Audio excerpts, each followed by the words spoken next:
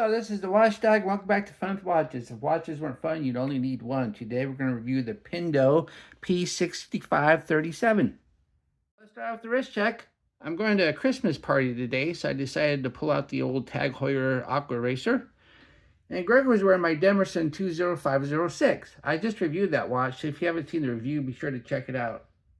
I told Gregor that I showed this Pindu watch to Mrs. Watchdog, and she really liked it. She asked me how much it cost, and I told her around $40. She said, wow, that's quite the steal.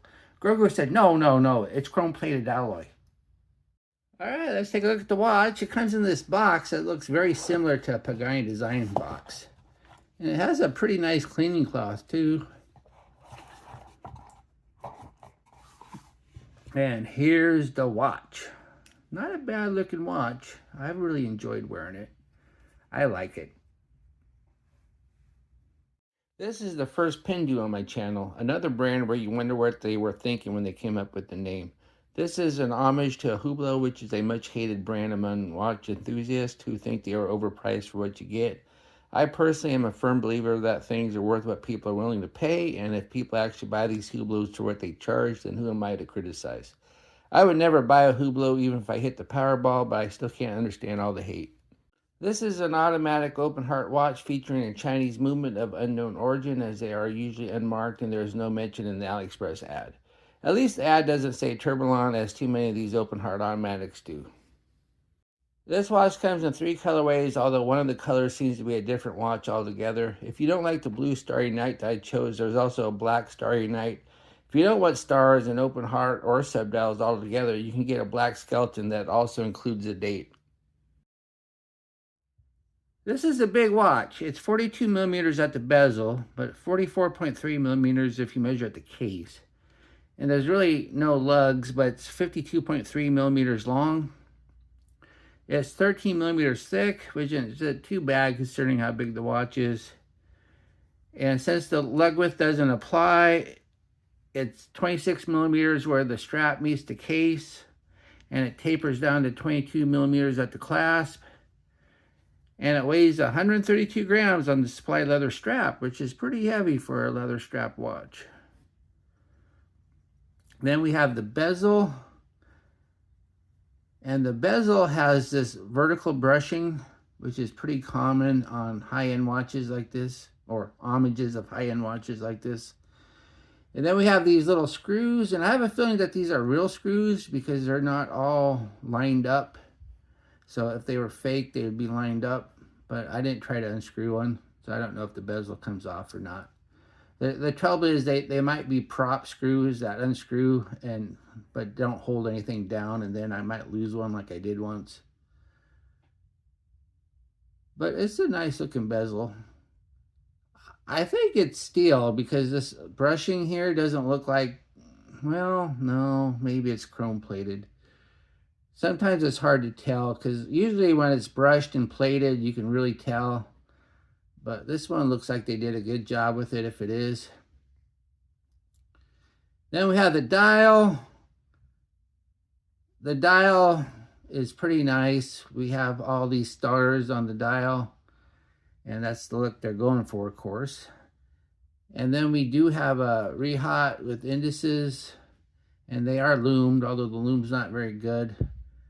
And then if you look right here, it says new design, automatic.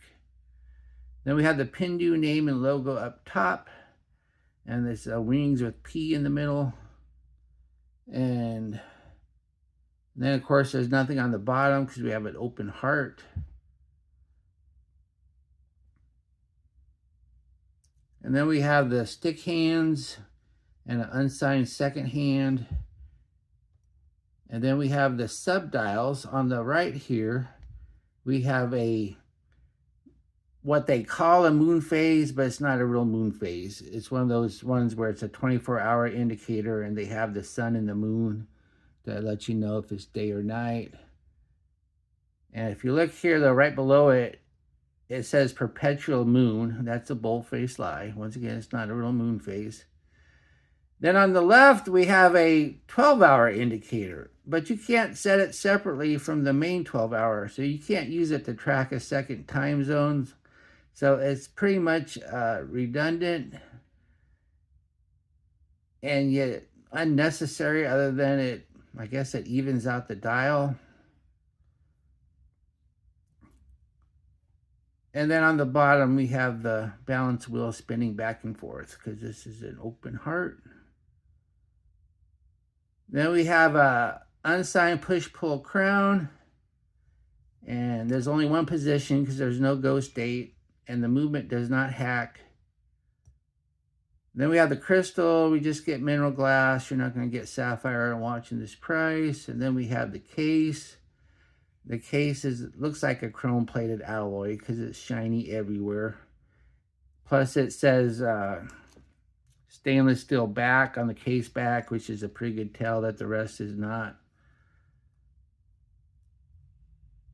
And I don't know if this strap actually can be removed from the case or not. If you undo these screws here, I haven't tried. Then we have the case back. It looks like it's a screw down. I don't see any notches to pry it off. And then once again, it says stainless steel back. Then it says 50 meter resistant. And gives the model number. And then we have a display case back. And there's no writing on the movement. So I don't know what the movement is. It's a 3 hertz movement. And it hand winds, does not hack, has a bidirectional rotor, and I don't know the power reserve. So let's go ahead and put it on the time grapher. Keep in mind, I don't know the lift angle, so without proper lift angle set, you can just ignore the amplitude.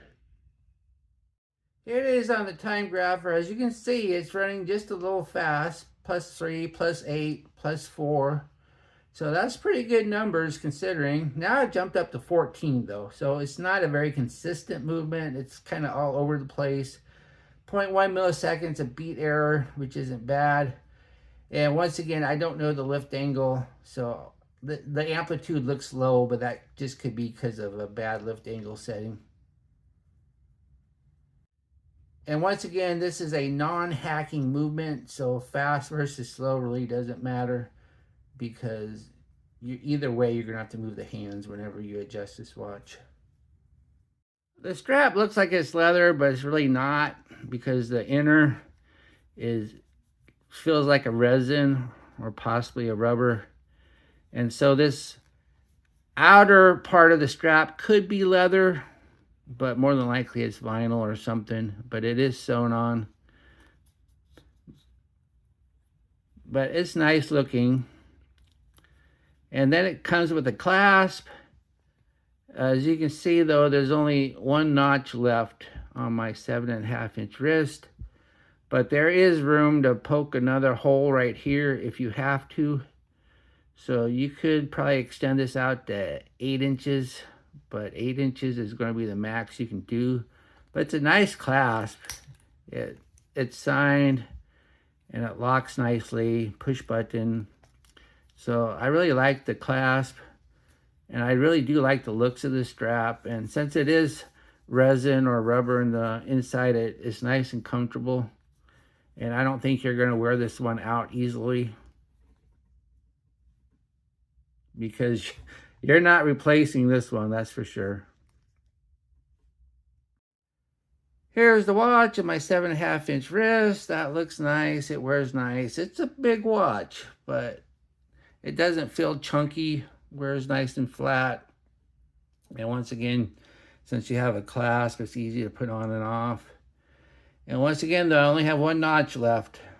So if your wrist is bigger than 7 3/4, you're going to need to poke a hole. And if your wrist is bigger than 8, you're out of luck. Here we are in the loom room. I wore the watch to the movies the other day and didn't have much luck. The AliExpress ad really emphasizes the stars on the dial, but you'll see that doesn't match reality. As we speed up the time, the stars on the dial fade immediately and are already gone, with the indices not far behind. The left subdial has a little bit more life, but not much. At least the major hands outshine everything else, although they don't stick around much longer. This is poor loom indeed. What I like about this watch, it looks and wears nice. I like the fact that it came with a deployment clasp. Just so much easier than a buckle. And I do like the looks of this strap, even though it's probably not real leather up top. What are my gripes and groans? The loom is just downright horrible. The strap is too short. And this left subdial is kind of pointless, because it'd be fine if you could actually set it to a different hour than the main hour, so you could track 2 different times. But other than that, it's just for decoration. Plus, I forgot to mention, too, it's misaligned. Do I recommend this watch? Yes, as long as your wrist isn't any bigger than 7 3/4 inches, because you're not changing the strap on this one. Otherwise, it is a nice looking watch that only really falls short in the loom department. Well, thank you for watching my review of the Pindu 6537, and I'll be back with another review. Be sure and like and subscribe to my channel. And if you like this watch, be sure to use my affiliate link and I'll get a tiny commission. But those tiny commissions do add up. Bye.